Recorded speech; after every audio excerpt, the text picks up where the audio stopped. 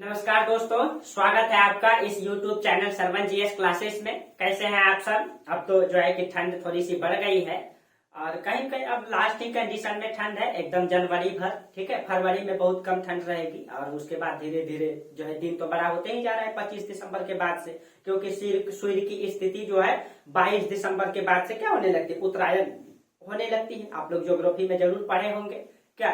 चलिए, तो जो भी रहे, और आप लोग दोस्तों सिलेबस में जरूर ध्यान में दीजिएगा। सिलेबस में आप लोग एकदम फोकस कीजिए। थोड़ा सा अगर हम चर्चा कर दें किसी भी, देखिए आप बीपीएससी को दीजिए, बीपीएससी दीजिए या पीसीएस दीजिए या आप यूपीएससी क्यों ना दे रहे हैं, आप हमेशा सिलेबस को लेके चलिए। देखिए कहते हैं कि मेहनत बहुत सब कोई करता है, मेहनत जो है ना हर कोई करता है दोस्तों। आप याद कीजिए, ठीक है, आप जब से तैयारी कर रहे हैं, क्या 31 दिसंबर 2022 आपके जीवन में आएगा क्या? नहीं आएगा ना। और ऐसा कई बार 31 दिसंबर 2021, 22, 20 कई गुजर गया और ऐसा चलता ही रहेगा। इसीलिए बेहतर ये है कि कठोर मेहनत से अच्छा है कि बेहतर मेहनत कीजिए, एक रणनीति बना के मेहनत कीजिए। अगर आप इतिहास पढ़ते हैं तो इतिहास से आपको ये चीजें समझ में भी आया होगा कि इतिहास में वो शासक जो अपने परिस्थितियों को देखते हुए, अपने संसाधन को देखते हुए जो बेहतर निर्णय लिया है, वही इतिहास के पन्नों में नाम दर्ज करा पाया है।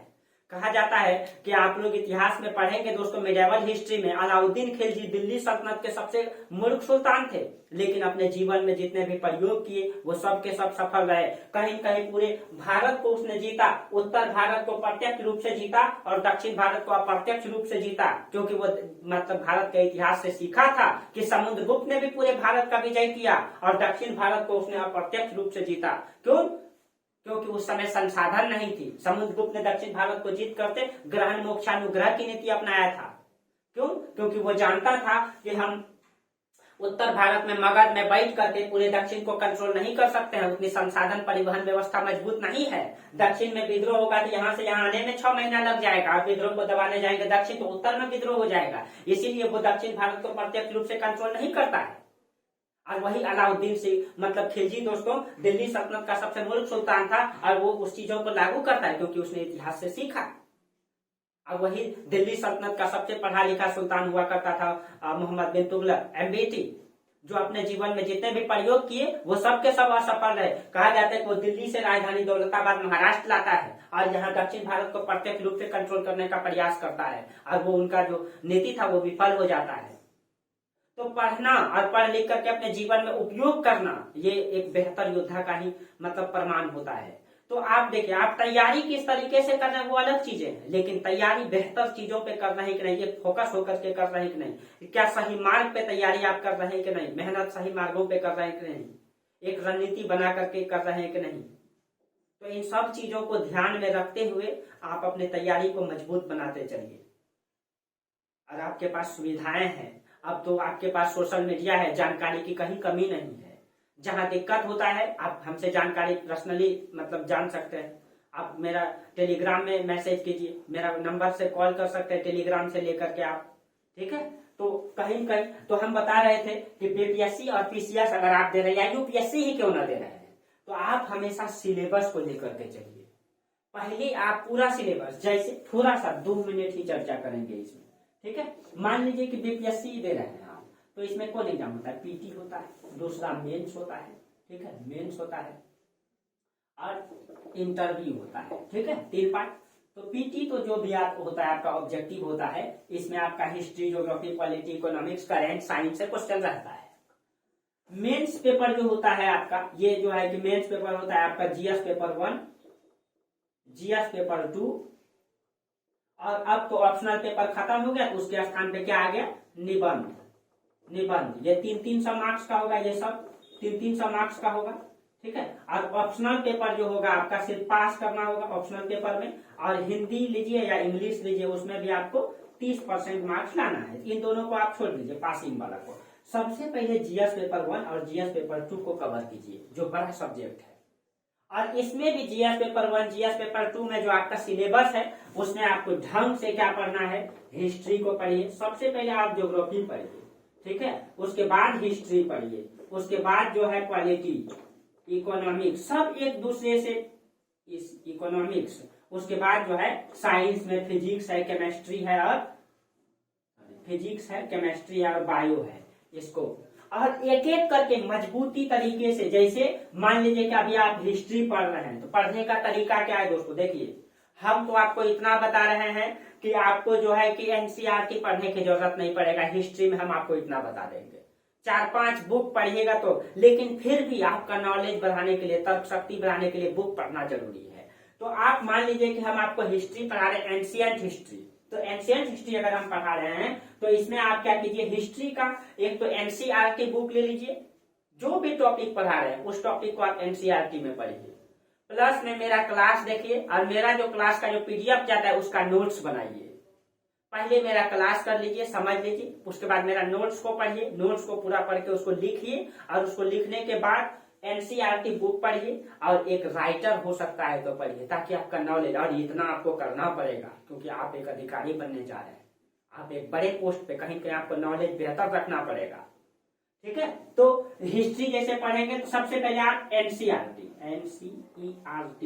ठीक है बुक पढ़ लेंगे, और एक कोई राइटर का बुक ले लीजिए, जैसे प्राचीन भारत पढ़ा रहे हैं तो उसमें आपका रामशरण शर्मा का बुक आता है, उसमें आपका केसी श्रीवास्तव का बुक आता है, केसी श्रीवास्तव का भी अच्छा बुक है, वो ले लेंगे आप, और जो टॉपिक हम पढ़ाएं उसको पढ़ते चलिए। हम कई बार बताएं, शुरू में सिलेबस में भी हम चर्चा किए हैं, अगर आप लोग मेरा क्लास शुरू से कर रहे होंगे तो आप लोग जानते होंगे, ठीक है। तो इसी तरह जैसे फिर हम पॉलिटी स्टार्ट करेंगे, तो पॉलिटी में भी आप वही रणनीति अपनाइए, एक तो एनसीईआरटी बुक पढ़िए, पहले तो क्लास कीजिए, उसके बाद उसका नोट्स बनाइए, उसके बाद एनसीईआरटी पढ़िए, जो उसमें आपको एनसीईआरटी में कुछ जो टॉपिक मिल जाता है उसको नोट कर लीजिए नोट्स में, प्लस में एम लक्ष्मीकांत का जो आप लोग मानते हैं, जिसको बाइबिल मानते हैं पॉलिटी की दुनिया का, उसको जो है कि आप लोग लेकर के चलिए, उसको भी पढ़िए, वही टॉपिक को उसी तरीके से पूरा पहले सिलेबस पढ़ लीजिए, आपका सिलेक्शन कोई नहीं रोक सकता है। यही कॉमन चीजें हैं, यही हिस्ट्री, ज्योग्राफी, पॉलिटी जो आपका पूरा सिलेबस का 60% 70% जो सिलेबस कवर कर देता है, उसके बाद तो छोटा छोटा है, करेंट, इन्वायरमेंट, इन सब चीजें। अब बाकी आप मान लीजिए बीपीएससी देंगे तो बिहार को पढ़ लेंगे, अब कभी यूपी देने जाएंगे तो यूपी को पढ़ लेंगे, वो तो 1 महीना का काम है। तो तैयारी रणनीति से होना चाहिए, जिधर तिधर पढ़ेंगे तो फिर भटक जाएंगे। चलिए आज हम अपने टॉपिक देखिए, बीच बीच में सिलेबस को याद दिलाना आप लोगों को जरूरी है, ताकि आप लोग एक सही लाइन पे चले। देखिए दोस्तों, मेहनत सब कोई करता है, बहुत कठिन मेहनत करता है, लेकिन आईएएस, बीपीएससी, ये सब अधिकारी जो आप बनिएगा, ये कठिन मेहनत नहीं, ये बेहतर मेहनत खोजता है। आप बैठ करके किसी भी क्षेत्र का अधिकारी बनेंगे, किसी भी समाज का संचालक रहेंगे आप, तो आपको बेहतर नॉलेज होना चाहिए, ठीक है। चलिए, तो आज हम लोगों का टॉपिक है दोस्तों कुषाणकालीन समाज, या और इसी के साथ साथ समाज के साथ साथ अर्थव्यवस्था। तो पहले हम लोग अर्थव्यवस्था ही पढ़ेंगे, क्योंकि कुषाणकालीन अर्थव्यवस्था बहुत ही मजबूत कंडीशन में दिखाई देती है। कुषाण काल में जो विदेशी व्यापार है, ये विश्व स्तर पर बड़े स्तर पर व्यापार दिखाई देता है। कहा जाता है कि कुषाणकालीन समाज की 2 राजधानी थी, पेशावर और मथुरा, ठीक है, मथुरा और पेशावर। और ये जो काराकोरम मार्ग है, क्योंकि कुषाण काल का कहा जाता है कि कुषाण काल में जो है, कुषाण के जो राजनीतिक विस्तार है, ये उत्तर पश्चिम में पाकिस्तान, अफगानिस्तान, इधर तुर्की तक अप्रत्यक्ष और प्रत्यक्ष रूप से फैला हुआ था। इधर तुर्की तक माना जाता है, और उत्तर में चीन तक जीता था, आप लोग एक बार इसका फिगर जरूर देखेंगे, हम पीडीएफ में डाल देंगे, उसको देख लेंगे, नहीं तो आप लोग गूगल सर्च मार के कुषाणकालीन मतलब की राजनीतिक विस्तार को आप देख सकते हैं, ठीक है।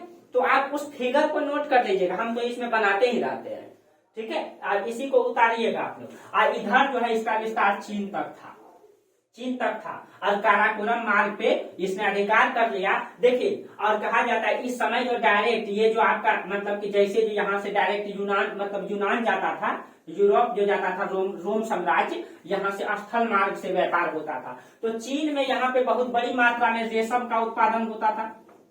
चीन जो है कि विश्व में सबसे प्रथम स्थान है रेशम उत्पादन में, और चीन से जो रेशम उत्पादन होता था वो स्थल मार्ग से, इस मार्गों से, अभी हम मतलब वर्ल्ड के फिगर में दिखाते हैं, रेशम मार्ग से जो है, ये जो रेशम मार्ग बना होता, काराकोरम होते हुए स्थल मार्गों से व्यापार होता था। और स्थल मार्गों से व्यापार होता था तो चीन बड़ी मात्रा में संपत्ति कमाता था।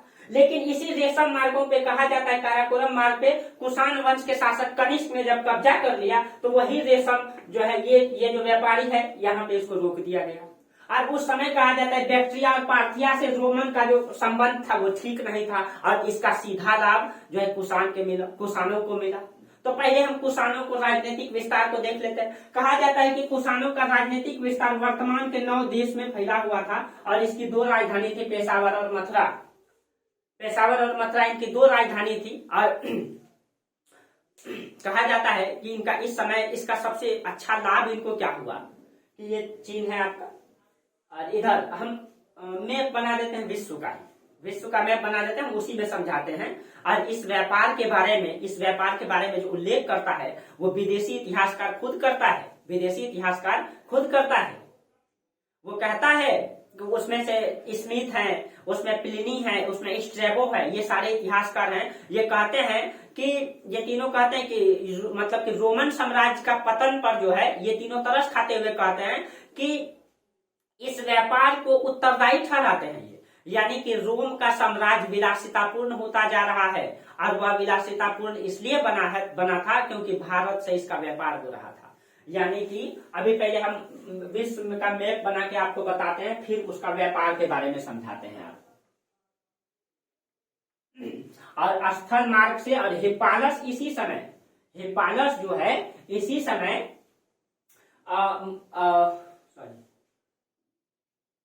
मानसूनी हवाओं का खोज करता है और उससे व्यापार तो और बढ़ गया था।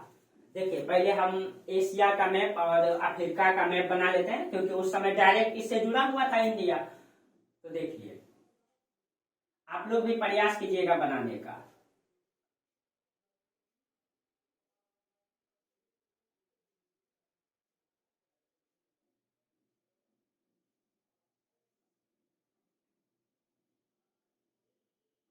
ये आपका अफ्रीका हो गया, ये अफ्रीका, और इधर से आपका एशिया, ये आपका एशिया बना रहे हैं। ये इधर आ गया ईरान की फारस की खाड़ी होते हुए इंडिया, इस तरीके से ये इंडिया,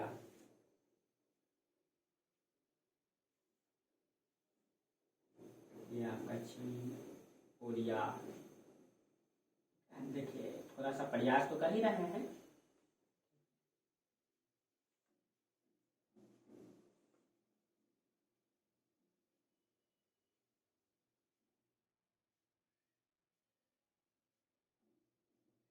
ये नॉर्वे, ये स्वीडन है, नॉर्वे स्वीडन फिनलैंड बना रहे हैं। अगर आपको वर्ल्ड का मैप आ रहा होगा तो आप लोगों को समझ में जरूर आ रहा होगा। ये आपका इटली जहां की सोनिया गांधी,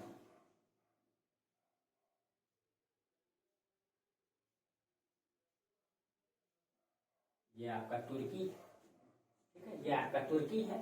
और यहाँ पे आपका ब्रिटिश द्वीप है, ये जो इसने पूरी दुनिया को गुलाम बनाया, ये आपका ब्रिटिश द्वीप है, ये आयरलैंड, ये सब मिला करके ये सब मिला करके जो है यूके कहलाता है, यूनाइटेड किंगडम, ठीक है।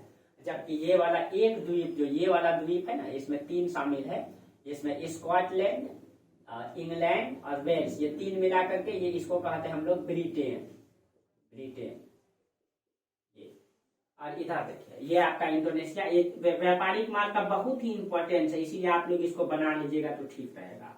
ये और यहाँ पे आपका फिलीपींस, यहाँ ताइवान, यहाँ पे जापान है, होक्काइडो, होन्शु, क्यूशु, शुकोकू।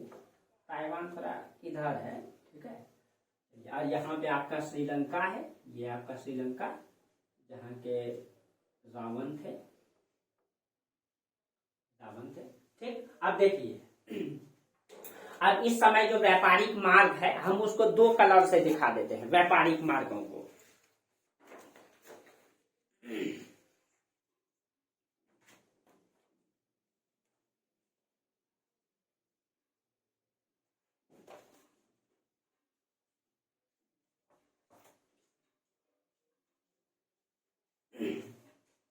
देखिए इस समय का जो व्यापारिक मार्ग है हम उसको व्यापारिक मार्गों को बनाते हैं। यहाँ पे एक बंदरगाह हुआ करता था, चीन का बंदरगाह, यहाँ पे एक बंदरगाह था और इस बंदरगाह से होते हुए ये भारत है, मान लीजिए कि हम भारत का ऐसे करके बना देते हैं, ये भारत, ये मान लीजिए ये भारत है, ये काराकोरम मार्ग है। तो यहाँ से जो सिल्क रूट गया हुआ था ऐसे करके ये एक रूट, ना ये गलती हो गया, ऐसे ये एक रूट ऊपर गया हुआ था ऐसे, और इसी से एक रूट निकल करके ये भारत का होते हुए और भारत होते हुए ये सीधे चल गया था, ये यहाँ पे आपका तुर्की, ये तुर्की यहाँ पे ये, ठीक। और इसी से एक रूट निकल करके यहाँ आ गया, एक रूट यहीं से निकल करके यहाँ आ गया, यहाँ, ठीक है, यहाँ आ गया।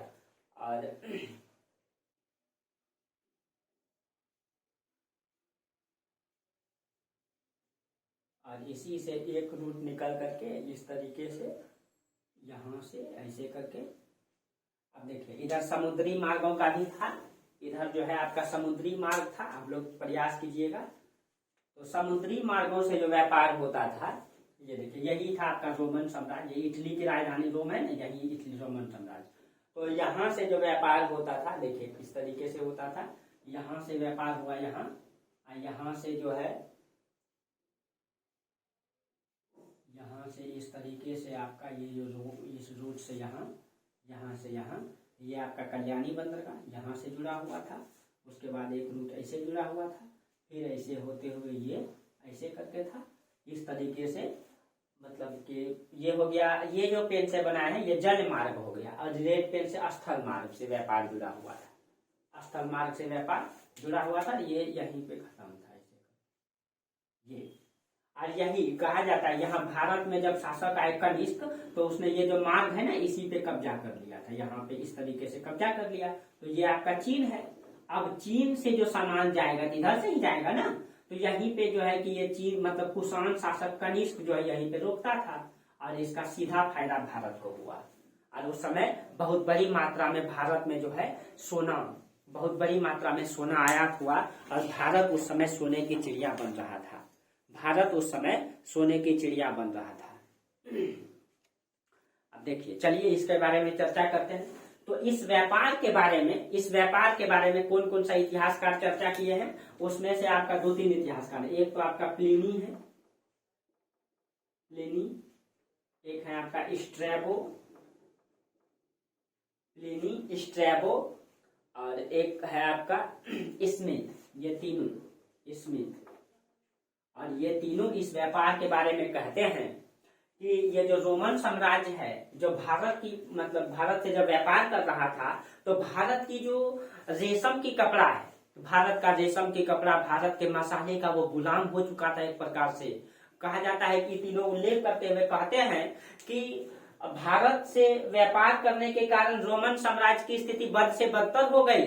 भारत मतलब रोमन की महिलाएं अगर रुमाल भी इस्तेमाल करती है तो वो भारत के बंग के बने हुए मलमल का होता है, मखमल का होता है, और इसी विलासिता पूर्णता के कारण जो है रोमन साम्राज्य की स्थिति बर्बाद हो गई, स्थिति खराब हो गई। और भारत में जो है बड़ी मात्रा में कहा जाता है, भारत यहाँ से मसाला, यहाँ से मोती, हाथी के दांत, वस्त्र भेज रहे थे, और उधर से रोमन साम्राज्य से भारत में सोना आ रहा था।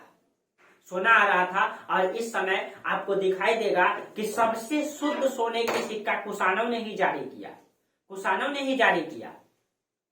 तो प्लिनी इसके बारे में तरस खाते हुए कहते हैं, रोमन साम्राज्य पर तरस खाते हुए कहते हैं कि रोमन साम्राज्य की महिलाएं अगर रुमाल भी इस्तेमाल करती है तो वो बंग के बने हुए मलमल का होता है, मखमल का होता है, जिस कारण से रोमन साम्राज्य की स्थिति बर्बाद होती जा रही है। और इस व्यापार पर वो तरस खाते हैं, और वो कहते हैं कि इस व्यापार ने रोमन को जो है बर्बाद कर दिया। कहीं न कहीं दोस्तों इसका मतलब ये है कि इस व्यापार से भारत को बहुत अधिक लाभ हो रहा होगा, और जो है कि रोमन साम्राज्य को नुकसान हो रहा होगा। तो कैसे हुआ? तो कहा जाता है कि पहले जो है चीन से, हम आपको कॉन्सेप्ट समझा देते हैं कि पहले जो है चीन से जब व्यापार होता था, चीन से रेशम जाता था, इस मार्ग से होते हुए यहाँ आता था, फिर यहाँ से रोमन साम्राज्य चला जाता था। ठीक है, तो हुआ ये कि जब कुषाण शासक इस मार्ग पे जब कब्जा कर लिया, तो यहाँ पे जो है चीन के व्यापारी को यहाँ रोक देता था, और चीन के व्यापारी को जब यहाँ रोक देता था तो ये कुषाण शासक कनिष्क बोलता था कि अगर आप इधर से इधर जाएंगे तो आपको टैक्स लगेगा। जब टैक्स लगता था तो इस टैक्स के कारण जो चीन के व्यापारी थे इसकी वस्तु का मूल्य बढ़ जाता था। जब वस्तु का मूल्य बढ़ जाता था तो चीन के व्यापारी का जो सामान था मतलब रोम के मार्केट में नहीं बिकता था, वस्तु का दाम जो है बढ़ा के लगाया जाता था, जिस कारण से नहीं बिकता था, जिसका प्रत्यक्ष लाभ भारत को हुआ। और इसने बिचौलिया का भी भूमिका निभाया, चीन की सामान को ये खरीद लिया और ये खुद दाम को बढ़ा करके मतलब कि बेचा और खूब लाभ कमाया और खूब जो है इस समय भारत जो है सोने की चिड़िया बन रहा था, सोने की चिड़िया बन रहा था। इसी कारण से कुषाण वंश की जो मुद्राएं हैं वो शुद्ध सोने की सिक्के के बने हुए हैं। इसका स्पष्ट प्रमाण यही दिखाई देता है।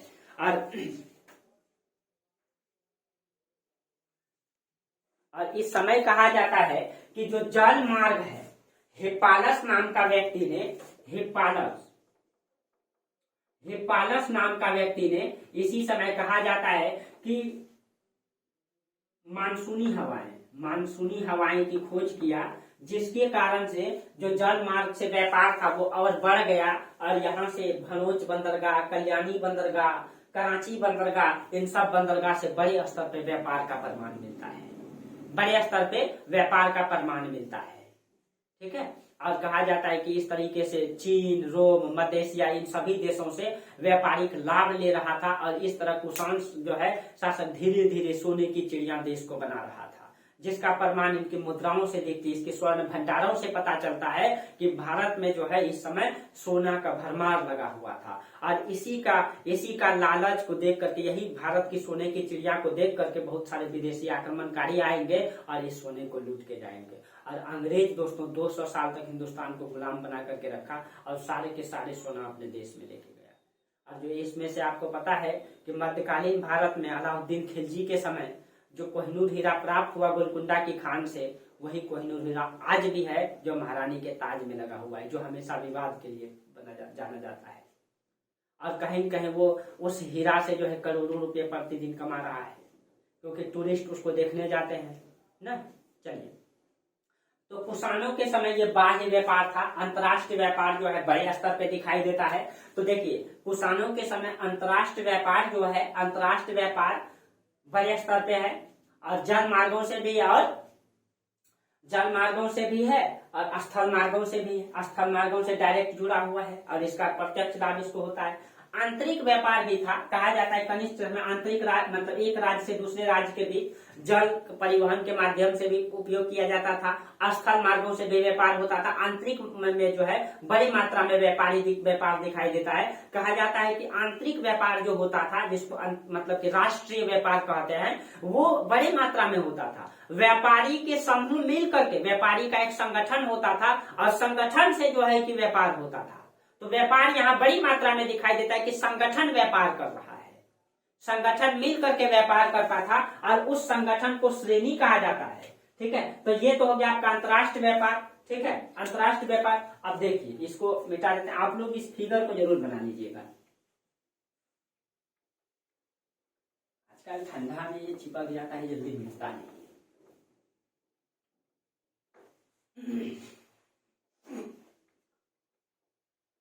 शुष्क हवा चलने के कारण, ठीक है, ये होता है। आप लोग ज्योग्राफी में पढ़े होंगे, नहीं पढ़े हैं तो हम पढ़ाएंगे ही। शुष्क हवा चलने के कारण क्या होता है कि मतलब हम लोगों का लिप्स भी फटने लगता है, मॉइस्चर नहीं रहने के कारण, इसीलिए सूख जाता है। चलिए, अब देखिए, तो राष्ट्रीय व्यापार में कहा जाता है कि जो राष्ट्रीय व्यापार था, देखिए जो राष्ट्रीय व्यापार था,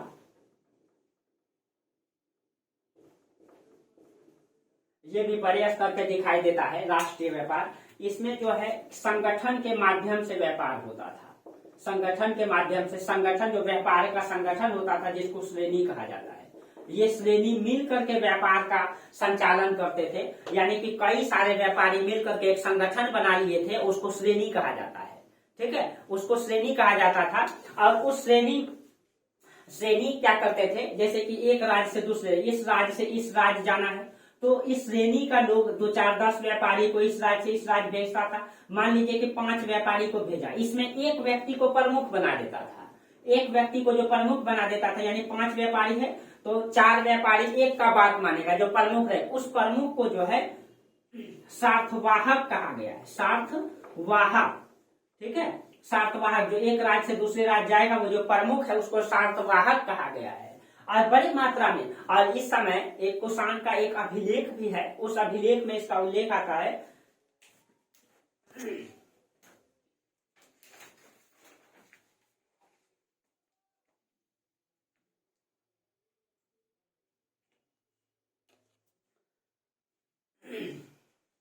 इस समय का जो अभिलेख है मथुरा अभिलेख, मथुरा अभिलेख में एक उल्लेख आता है, मथुरा अभिलेख में उल्लेख आता है कि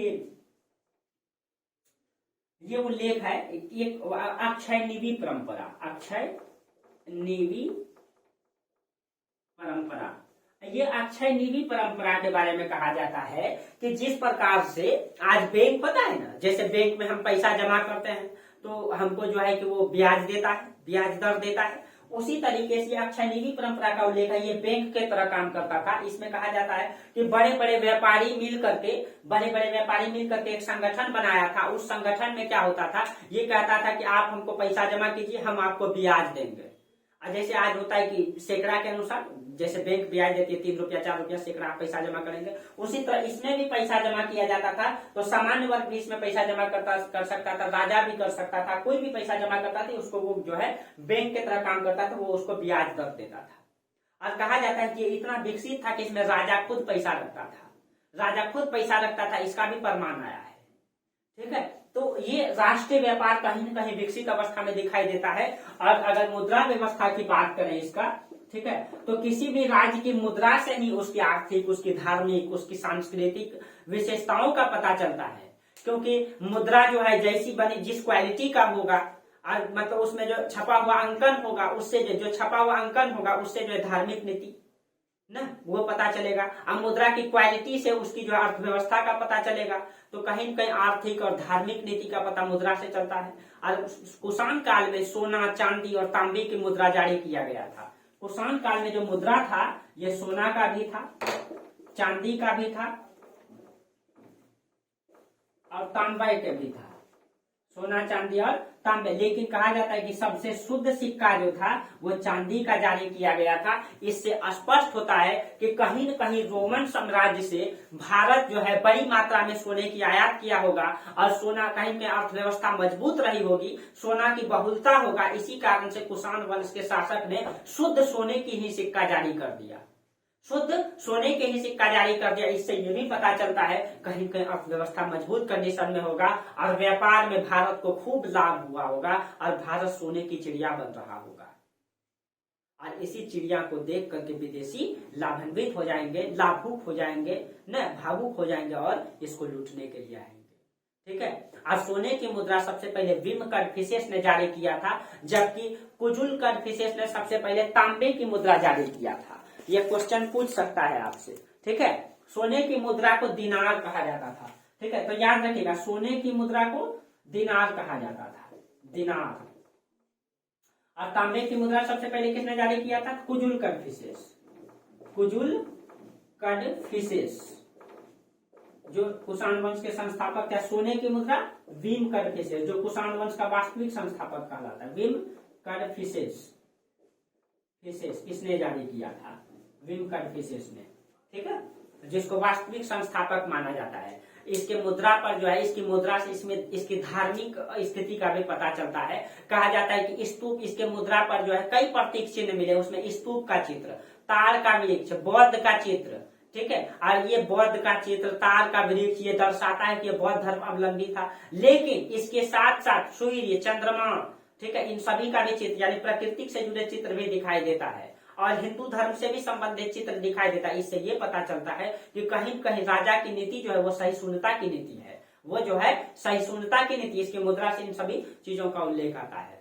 ठीक है। और इसी समय कहा जाता है कि द्वितीय नगरीकरण को बढ़ावा दिया जा रहा था। आपको पता है कि बता चुके हैं कि प्रथम नगरीकरण को हम लोग सिंधु घाटी सभ्यता को कहते हैं और द्वितीय नगरीकरण की शुरुआत 600 बीसी में हुआ है और कुषाण काल ने उस द्वितीय नगरीकरण की परंपरा को इसने बढ़ावा दिया कहीं कहीं, क्योंकि इस समय जो है कहा जाता है कि बहुत ऐसे स्थल प्राप्त हुए हैं जहां से नगरों का प्रमाण मिला है। ठीक है, तो इस समय द्वितीय नगरीकरण को बढ़ावा दिया गया। द्वितीय कहीं कहीं नगरीकरण को जो है नगरीकरण को बढ़ावा दिया गया, क्योंकि बहुत सारे ऐसे नगर का प्रमाण मिला है जो कि विकसित अवस्था में दिखाई देते हैं। इसमें नगरों के प्रमाण पाए गए जो 7 स्तर के हैं, 7 स्तर के हैं। इसके दीवाली पक्के ईंट के हैं, फर्श जो है पक्की है, लेकिन छत जो है वो खपरेल का बना हुआ है, लेकिन कहीं कहीं नीचे पक्की किया गया है, दीवार पक्के ईंट के बने हुए हैं। ठीक है, और ये दर्शा रहा है कि कहीं न कहीं ये फिर से सिंधु घाटी सभ्यता जिस तरह से विकसित था उसी तरह विकसित हो रहा है, द्वितीय नगरीकरण को मजबूत कर रहा है। तो कुषाण कालीन सामाजिक व्यवस्था बहुत ही बेहतरीन था। और रामशरण शर्मा जो प्राचीन भारत के बहुत बड़े इतिहासकार माने जाते हैं, इनका पुस्तक है द अर्बन डीके। ठीक है, रामशरण शर्मा, इनकी पुस्तक है the urban decay, urban decay. इस पुस्तक में इस नगरी का इसमें विशेष उल्लेख किया है। इस नगर पे कहा जाता है इसमें जो है 125 स्थल को दिखाया गया है नगर की विशेषता के बारे में कि मौर्योत्तर काल में किस तरीके से नगरीकरण जो है विकास कर रहा है। इसमें 125 स्थलों की मतलब की रिसर्च करके उसने इसकी विशेषताओं को बताया है। और इसमें जो है नगर के पतन के उत्थान के बारे में भी चर्चा किया गया है विशेष तरीके से। और इस पुस्तक में जो है विशेष तरीके से नगर के बारे में चर्चा किया गया, किस तरीके से मौर्योत्तर काल में नगर का विकास हो रहा है। तो कहीं न कहीं भारत से और रोम से जो व्यापार हो रहा था वो हिंदुस्तान को सोने की चिड़िया बनाने में बहुत मदद किया। और भारत इस समय खूब मुनाफा, हाँ, भारत से जो वस्तुएं निर्यात की जाती थी उसमें आपका हाथी दांत था, उसमें मसाले था, मसाले में आपका काली मिर्च जो प्रचलित फेमस था, वो जो आपका लौंग है, इलायची है, हाथी का दांत, मोती, सूती वस्त्र, रेशमी वस्त्र, ये सब चीजें निर्यात किया जाता था। और आयात जो है चांदी, सोना, ये सब को आयात किया जाता था। भारत में खूब सोना और चांदी आ रहा था। ठीक है, तो उसके बाद जो है इस तरीके से कुषाण कालीन अर्थव्यवस्था था।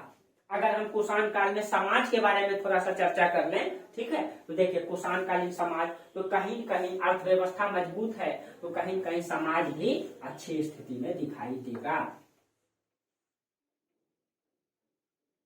देखिए कहीं कहीं कॉन्सेप्ट को समझने की जरूरत है। इसका नोट्स आप लोगों को मिल जाएगा टेलीग्राम ग्रुप में। आप लोग ज्वाइन तो किए ही होंगे, और जो ज्वाइन नहीं किए हैं वो मेरा टेलीग्राम ग्रुप है सरवन जीएस क्लासेस, जो वीडियो की डिस्क्रिप्शन में लिंक है उसका।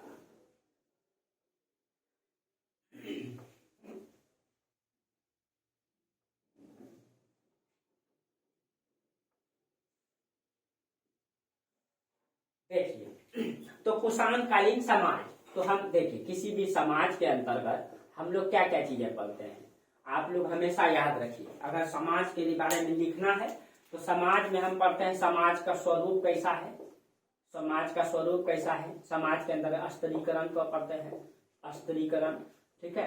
समाज में स्त्री की दशा को हम लोग पढ़ते हैं, स्त्री दशा, स्त्री दशा।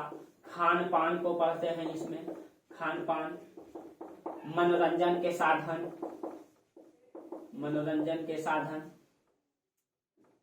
ठीक है। इन सब चीजों को हम लोग समाज के अंतर्गत पढ़ते हैं। तो कुषाण जो है आपको को बताए थे कि कुषाण एक विदेशी है। ये मतलब कि ये जो है मतलब कि ये सॉरी यूची जाति से था, विदेशी था, मध्य एशिया से आया था।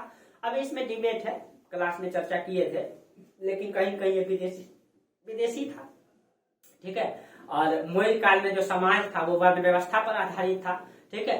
और मौर्य कालीन समाज जो वो पितृसत्तात्मक था। तो इसका भी समाज का स्वरूप जो है ये पितृसत्तात्मक ही है। ये भी समाज जो है पितृसत्तात्मक है, पितृसत्तात्मक का मतलब हो गया कि उत्पन्न संतान पिता के नाम से जाना जाएगा, यानी पुरुष प्रधान समाज है ये ना, जिस तरीके से मौर्यकालीन समाज था। लेकिन यहाँ पे मतलब जब कुषाण भारत आया, कुषाण जब भारत आया तो कुषाणों के भारतीयकरण से, ये विदेशी है, जब इसका भारतीयकरण किया गया तो वर्ग व्यवस्था का जो है कि कठोरतम स्वरूप यहाँ फिर से आता है। अस्पृश्यता बढ़ गई, छुआछूत बढ़ गया, वर्ग व्यवस्था का जो नेतृत्व करता थे, ठीक है, कहीं कहीं इस समय ये दिखाई दे रहा है कि उनके समय ये समस्या आ गई कि भाई ये कुषाण तो विदेशी है, ये कुषाण विदेशी है और विदेशी है और कहीं कहीं भारत की भूमि को जीता है, ये विजेता है, तो इसको किन वर्णों में रखा जाए। जैसे अगर स्तरीकरण की बात करें तो ये वर्ण व्यवस्था पर आधारित समाज था। और आपको मौर्य काल में ये बताए थे, मौर्य काल में ध्यान में रखिए, मौर्यकालीन समाज भी वर्ण व्यवस्था पर ही आधारित था, वर्ण व्यवस्था पर ही आधारित था, लेकिन कठोरतम नियम लागू नहीं था। वर्ण व्यवस्था का मतलब हो गया कि सबसे ऊपर ब्राह्मण को रखा गया है, उसके ऊपर क्षत्रिय है, उसके नीचे जो है वैश्य है और उसके नीचे शूद्र, ठीक है, शूद्र है। तो लेकिन हम आपको बोले थे यहाँ पे अर्थव्यवस्था से जो है शूद्र को जोड़ दिया गया था, शूद्र को जोड़ दिया गया था। अब यहाँ पे ब्राह्मण नहीं, क्षत्रिय वर्ग को ऊपर रखा गया है। अब ब्राह्मण का विशेषाधिकार को समाप्त कर दिया गया था मौर्य काल में न, और इसका जो है इसका प्रभाव कब दिखाई देगा, मौर्योत्तर काल में दिखाई देगा, कुषाण काल में दिखाई देगा। यहाँ ये दिखाई देगा दोस्तों कि जो ये शूद्र है, इसको जब अर्थव्यवस्था से जोड़ा गया तो ये वैश्य के बराबर में आ गया है, वैश्य के बराबर में आ गया है। और वैश्य और शूद्र यहाँ जो दिखाई दे रहा है उसमें कोई समान मतलब कि अंतर दिखाई नहीं दे रहा, उसमें समानता दिखाई दे रहा है, समानता दिखाई दे रहा है। तो कहीं न कहीं इस समय जो धर्म के जो संचालक थे, जो धर्म के गुरु थे, उनको कहीं न कहीं तो भाई दिक्कत होगा ना, क्योंकि धर्म के गुरु चाहते थे जो निचले स्तर के हैं वो नीचे रहे, क्योंकि समाज का विभाजन भी जरूरी था उसके अनुसार से। और उसको तकलीफ इस बात का था कि भाई ये शूद्र है, ये दास वर्ग है, इसका काम सभी का सेवा करना है, ये ऊपर कैसे उठ जाएगा, तो इससे उनको समस्याएं होने लगी, ठीक है। और यहाँ पे देखा जाएगा आपको कि कुषाण काल में आपको शूद्र वर्गों को 2 भागों में बांटा गया है, शूद्र का को जो है 2 भागों में बांटा गया है। और ये जो कुषाण है, कुषाण को क्या किया गया समझिए थोड़ा सा। कहा जाता है कि जब कुषाण विदेशी है, और ये कुषाण विदेशी है दोस्तों, ये विदेशी है, ये निम्न जाति का था, ये था निम्न जाति का, लेकिन हिंदुस्तान को इसने जीता है। इसको मतलब कि ये धर्म के संचालक है, उनके पास ये समस्या है कि इनको कहाँ रखा जाए।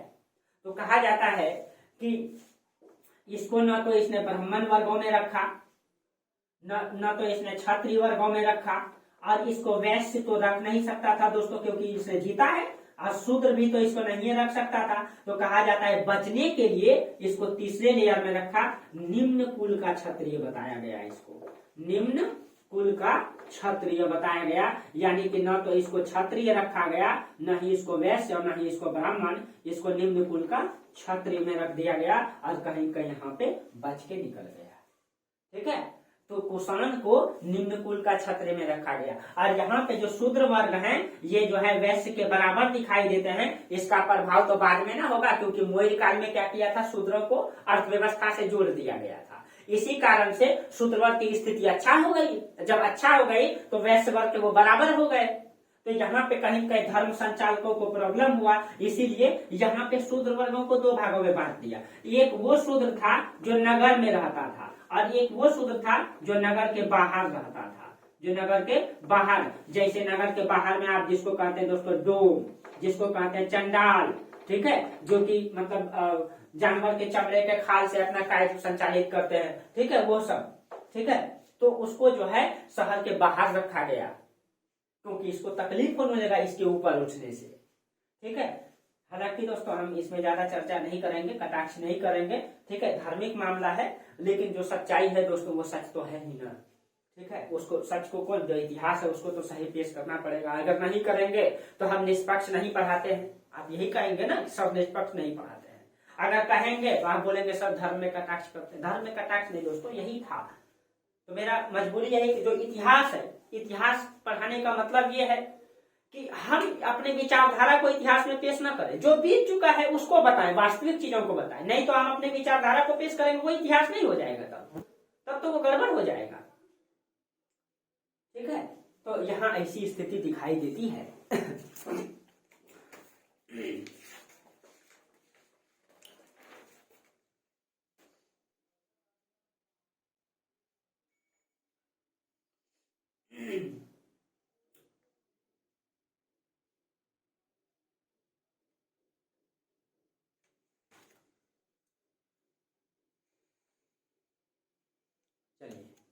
तो हम चर्चा कर रहे थे दोस्तों कि एक नगर के बाहर को रखा गया, एक नगर में। और इसका जो उल्लेख है, ये पुस्तक है महाभाष्य में आया है, इसका उल्लेख महाभाष्य में इसका उल्लेख किया गया है।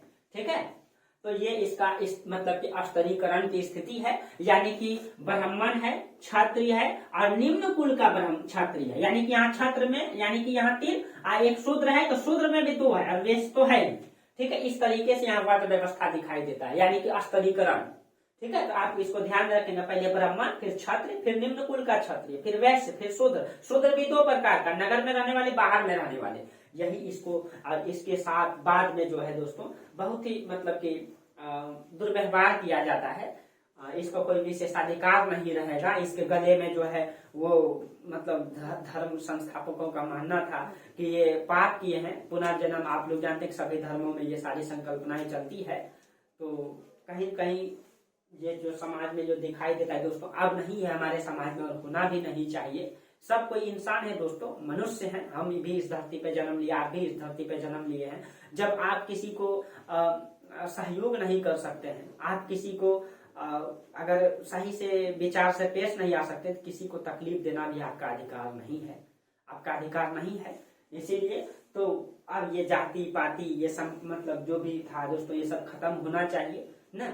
हम एक पढ़ लिख करके एक सही इंसान ही नहीं बन पाए तो क्या फायदा पढ़ लिख करके। ठीक है, चलिए, तो स्त्री की दशा यही चर्चा कर ही देते हैं, जगह है।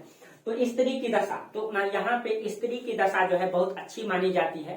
ठीक है, कहा जाता है कि मतलब स्त्री को पूजा जाता था, स्त्रियों को माँ का दर्जा दिया जाता था, स्त्रियों की शिक्षा की व्यवस्था की गई थी। ठीक है, लेकिन कहा जाता है बाल विवाह का प्रचलन था।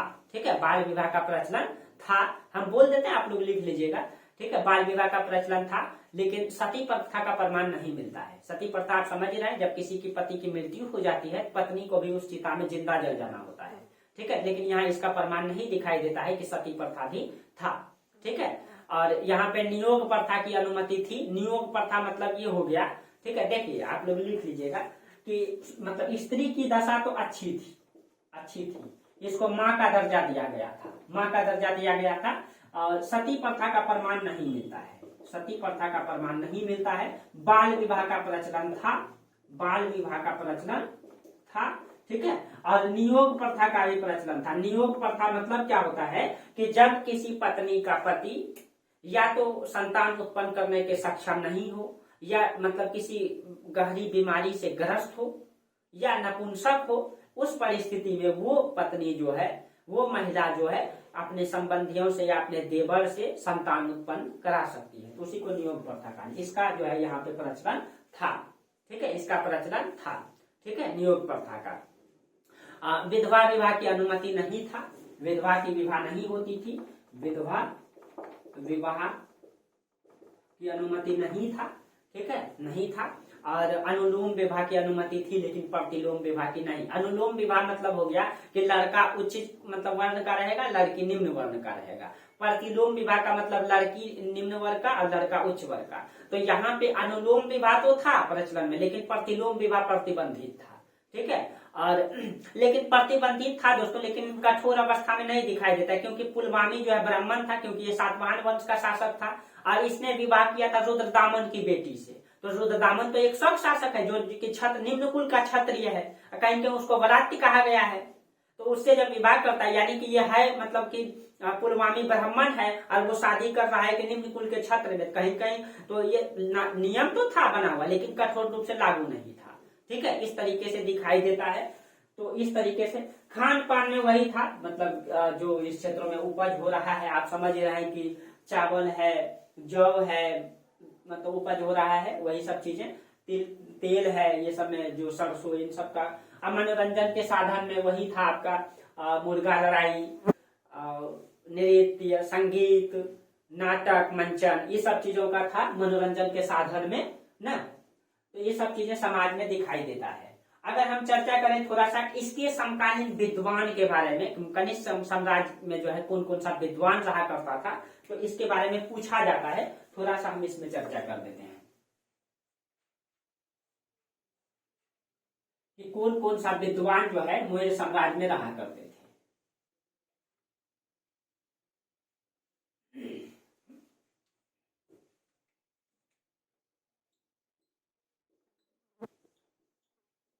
कौन कौन सा विद्वान, इसमें एक का नाम आता है अश्वघोष, एक का नाम है अश्वघोष,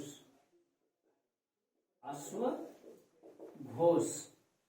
और अश्वघोष कहीं कहीं इसको पाटलिपुत्र का बताया गया है, कहीं कहीं साकेत का बताया गया है, ठीक है। लेकिन इनके थोड़ा सा ये मतभेद है, लेकिन कहा जाता है ये एक नीतिज्ञ, संगीतज्ञ, कथाकार, ये मतलब इनको ये चीजें था, ठीक है। ये एक नीतिज्ञ भी था, नीति बनाने वाले, कथाकार भी था, संगीतज्ञ भी था। और इनकी जो मतलब पुस्तक है वो है सारीपुत्र प्रकरण, ठीक है। इनकी पुस्तक आप लोग लिख लीजिएगा, सारीपुत्र प्रकरण, ये इनका पुस्तक है। और पुस्तक है इनका, इसका सौंदरायन, सौंदरायन बुद्ध चरित्र, सौंदरायन बुद्ध चरित्र, बुद्ध चरित्र, ये इनकी पुस्तक है, ये इनकी पुस्तक है, ठीक है। और इसको जो है भारत का कंट, भारत का गेटे, भारत का वाल्टेयर, मिल्टन, ये सारी उपाधि इनको दिया गया है, ठीक है।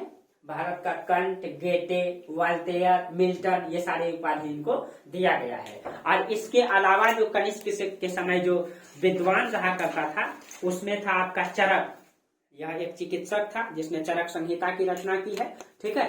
तो इसके अलावा जो है दूसरा में आप लिख लीजिएगा चरक, इनकी पुस्तक है चरक संहिता, चरक संहिता इनकी पुस्तक है, ठीक है। ये एक चिकित्सक था, याद रखिएगा, ये बहुत ही चिकित्सक था,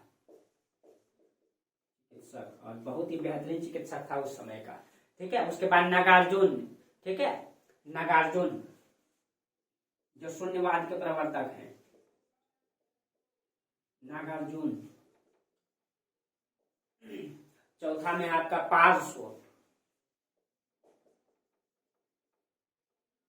पार्श्व एक है पार्श्व, संरक्ष, मातृचेत, संरक्ष। छठा में आपका मातृचेत, ये सारे विद्वान इनके समय में थे। और इसके अतिरिक्त एक वसुमित्र,